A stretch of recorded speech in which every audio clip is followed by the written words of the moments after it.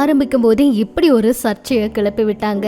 இப்ப அந்த சீரியல் முடிவுக்கு வர இருக்கா? கிங்காங் ஏற்கனவே ரொம்ப வேதனையோடு இந்த விஷயத்த சொல்லியிருக்காரா? வாங்க என்னாச்சுங்கிறத பார்க்கலாம். நம்ம எல்லாருக்குமே தெரியும், SV சேகர் அவரும் முக்கியமான கதாபாத்திரத்துல நடிச்ச ஒரு சீரியல் சமீபத்துல வெளியாச்சு. மீனாட்சி சுந்தரம் இந்த சீரியல் வழியா ரீஎன்ட்ரி கொடுத்தாரு. அதாவது 74 வயசான இவரு 30 வயசு இளம் பெண்ணுக்கு தாலி கட்டுற மாதிரி முன்னோட்ட காட்சி வெளியாகி சர்ச்சையை ஏற்படுத்தி இருந்துச்சு. அப்புறம் சீரியலுக்கான முன்னோட்ட காட்சி அப்படின்னு தகவல் தெரிவிச்சிருந்தாங்க. மீனாட்சி சுந்தரம் சீரியல்ல மகன், மருமகள், பேரர்னு எல்லாருமே இருந்தாங்க. இளம் பெண்ணுக்கு அந்த சீன்ல தாலி கட்டுற மாதிரி காட்சிகள் இருந்துச்சு. இது ஒளிபரப்பான நிலையில ரொம்பவே நல்ல வரவேற்பு கிடைச்சிருந்துச்சு. இரவு 7:30 மணிக்கு தான் ஒளிபரப்பாச்சு. 100 எபிசோட தாண்டி இருக்கு. விறுவிறுப்பா போயிட்டு இருந்த இந்த சீரியல் சில நாட்கள்ல முடிவடைஞ்சிரும் அப்படிங்கிற தகவல் வெளியாகி இருக்கு. ஆகஸ்ட் 23ஆம் தேதியில இந்த சீரியலோட கிளைமேக்ஸ் வர இருக்காம். ஏப்ரல்ல தொடங்கி இவ்வளவு சீக்கிரமா இந்த சீரியலை முடிவுக்கு கொண்டு வர காரணம் என்னங்க அப்படின்னு எல்லாம் கூட ரசிகர்கள் கேட்டுட்டு இருக்காங்க. ஆனா யாருமே எதிர்பார்க்காத ஒரு விஷயம் அப்படின்னு தான் சொல்லணும். அந்த வகையில கிங்காங் அவர் பாத்தீங்கன்னா சமீபத்துல அவருடைய மகளுக்கு திருமணம் நடத்தினது, அதுவும் நிறைய பிரபலங்கள் வரலன்னு ரொம்பவே மனசொடைஞ்சு பேசியிருந்தாரு. ஒரே மெச்சுற அளவுக்கு திருமணம் பண்ணி வச்சாருன்னு சொல்லலாம். உள்ள நல்லா இருந்தா போதுங்க, ஊன ஒரு குறையில்ல அப்படின்னு பாடல் வரிகளுக்கு ஏற்ப அன்பு சம்பாதிச்சிருக்காரு கிங்காங் அப்படின்னு சொல்லி நிறைய பேர் இதை பதிவிட்டு இந்த விஷயத்தையெல்லாம் கூட அதிகமா பேசிட்டு இருந்தாங்க.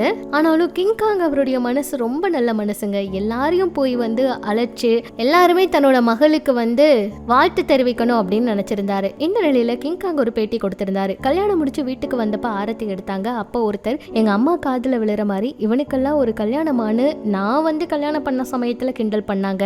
அதனால குழந்தை பிறக்கிற வகையில நம்மள மாதிரி குழந்தை பிறந்துடும்னு ஒரு பயம் இருந்துச்சு. அதனாலதான் கல்யாணம் பண்ணப்பவே நான் ரொம்ப பயந்தேன். நான் கல்யாணம் பண்ணவே ரொம்ப பயந்துகிட்டேன். ஆனா ஆண்டவன் புண்ணியத்துல நல்லபடியா எனக்கு மகள் பிறந்தா. இப்படிப்பட்ட விஷயத்த மனசு விட்டு பேசியிருந்தாரு. தன்னோட மகள் தான் எல்லாமே அப்படின்னு சொல்லி அவ்வளவு தூரம் மகளுக்காக பார்த்து பார்த்து ஒவ்வொரு விஷயமும் சின்ன வயசுல இருந்தே அவர் பண்ணியிருக்காரு. அதே போலதான் திடீர்னு முதலமைச்சர் MK ஸ்டாலின் அவர்களும் கிங்காங் அவங்களுடைய மகளுக்கு வரவேற்பு நிகழ்வெல்லாம் வச்சிருந்த சமயத்துல நேர்ல வந்திருந்தாங்க. கிங்காங் அவரு சாதாரணமான நடிகர் அல்ல, முதல்வரோட மனதையும் வென்றவர், அன்பையும் சம்பாதிச்சவர் இப்படிங்கிற அடைமொழிகள் எல்லாம் ஏற்படுத்தி இருந்துச்சு. இதனாலதான் எந்த நடிகர் நடிகைகள் வராம போனாலும் முதல்வர் கிங்காங்க்கும் அவரோட குடும்பத்தினருக்கும் பெரும் பெருமையை தேடி கொடுத்துட்டாங்க அப்படின்னு சொல்லலாம். விஜய் சேதுபதி அவரு, மன்சூர் அலிகான் அவர்னால எல்லாம் வர முடியல அப்படின்னாலுமே மணமக்களை வீட்டுக்கு வர வச்சு வாழ்த்துக்களை எல்லாம் சொல்லி இருந்தாங்க, மனதார பாராட்டி இருந்தாங்க அப்படின்னு கூட சொல்லலாம். இதே மாதிரி சிவகார்த்திகேயன் அவரும் வீட்டுக்கு போய் பாராட்டினாருங்கிற மாதிரி தகவல் எல்லாம் கூட வந்திருந்துச்சுங்க.